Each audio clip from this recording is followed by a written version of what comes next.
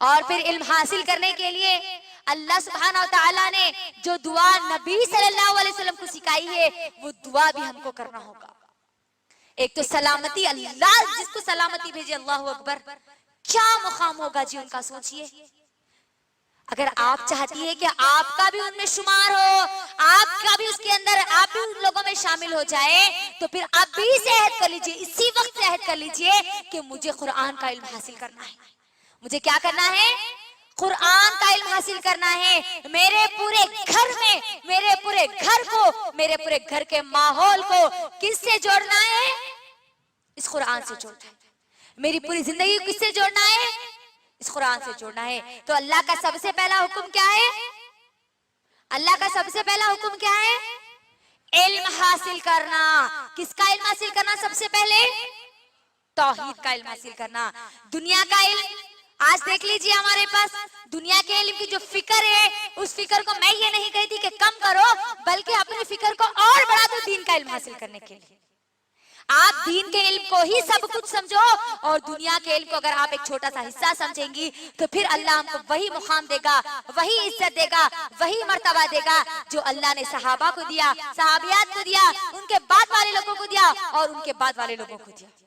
अगर आप वही मुकाम हासिल करना चाहती है तो फिर हमको क्या करना होगा? क्या करना होगा? सिर्फ हमारी जुबान के ये हमको खौल बोलना है?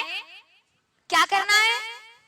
अमल करना है। अपनी जिंदगी का एक दिन भी हमको ऐसा गुजारना नहीं है जिस दिन हमें कुरान को खोल करना पड़े।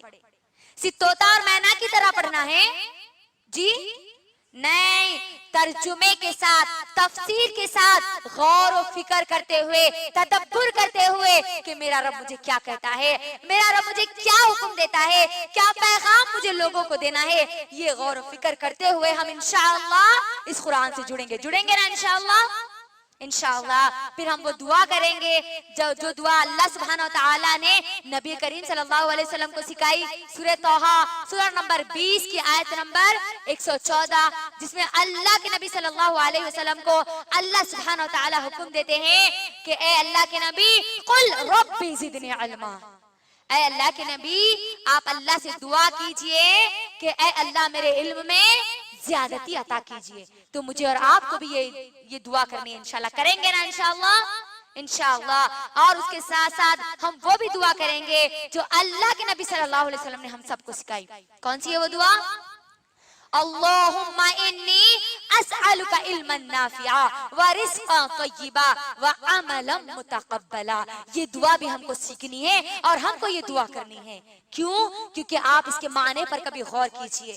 पहले तो हमको कुल रब्बी ज़िदनी इल्मा, अल्लाह से यकीनन रब्बी ज़िदनी इल्मा का सवाल करना ही है, और साथ में ये भी दुआ करनी है कि अल्लाहुम्मा इन्नी अस्अलुका इल्मन नाफिया, ऐ अल्लाह मैं तुझसे नफा बख्श इल्म का सवाल करती हूँ। अल्लाहुम्मा इन्नी अस्अलुका इल्मन नाफिया व रिज़्क़न तय्यिबा, और हलाल रिज़्क़ का सवाल करती हूँ, व अमलन मुतक़ब्बला, और ऐसे अमाल का सवाल करती हूँ जो तू कबूल कर ले।